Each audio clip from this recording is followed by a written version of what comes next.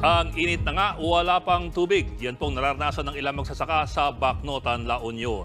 Tuyot na ang lupa at nasa pa ang tubig sa balon. Kaya naman hindi na raw muna sila magtatanim. Nasa frontline ng balitang yan, si Jenny Dongon. Ang magtanim ay hindi biro, lalo na kung maghapon kang nakaupo at nakatayo sa gitna ng matinding init. As in matindi ha? Umaabot sa nakaka-heat stroke na 40 degrees Celsius sa Bacnotan, La Union. Gustuhin namang magtanim ng ilang magsasaka, tuyong-tuyo ang lupa at bitak-bitak pa. Pati ang balon na pinagkukunan ng tubig, natuyot din. Ay, wala talaga kami may tatanim. May hirapan kahit magtanim ngayon, hindi rin mabubuhay. Dalawang araw lang yan, wala na, tuyo na uli. Pagulon mo na siya, yun siguro. Pag matapos itong El Nino siguro, pwede na sigurong magtanim uli. Ulan din ang hiling ng mga taga-barangay Saragosa sa Bacnotan pa rin. Noong Oktubre pa sila huling inulan, kaya ang posong ito, pigang-piga ang tubig, hangin na lang ang lumalabas. Kaya ang ilan nga, sa pawis na lang naliligo. Pinagpapawis ka, malagkit sa katawan kung hindi ka nakapaligo ng isang beses. Meron namang supply ng tubig sa mga bahay sa lungsod, pero di na umaabot sa mga nakatira sa matataas na lugar.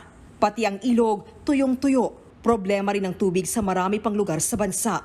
Nagrasyon na nga sa Bulan Sorsogon, Bacolod City, Negros Occidental, Tanhay City, Negros Oriental, ilang lugar sa Antique, gayon din sa ilang barangay sa Bohol at maging sa Sumisip, Basilan.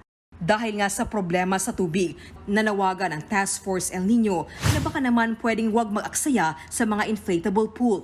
Hanggat maaari o hanggat pwede, huwag naman po sanang gumamit para makatipid tayo sa tubig. Kasi nga ang inflatable pool talaga is magastos sa tubig, lalo't kung everyday mong gagamitin at papalitan yung tubig. Dagdag pa ng Task Force El Nino, may pangamba ngayon na magkulang ang supply ng tubig, lalo't bumababa ang level ng tubig sa mga dam dahil sa epekto ng El Nino. Katunayan, 19 na bayan at lungsod na sa bansa ang nagdeklara ng state of calamity. Pinakahuling nagdeklara ang bayan ng Paglat sa Maguindanao. Sa forecast ng Pag-asa, 7 lugar bukas sa bansa ang posibleng makaranas ng dangerous level na damang init. Itinuturi na mapanganib ang heat index mula 42 degrees hanggang 51 degrees Celsius. Magdoble ingat dahil maaaring magdulot ito ng heat cramps, heat exhaustion at heat stroke. Ayon sa Pag-asa, posibleng tumagal pa hanggang Mayo ang epekto ng El Nino. Posible namang magsimula ang La Nina o mahabang panahon ng tag-ulan sa Hunyo. Nagbabalita mula sa Frontline, Jenny Dongon, News 5. Mga kapatid, Lucy Cruz Valdez po, maging maalam at may pakialam sa mga napapanahong balita sa bansa.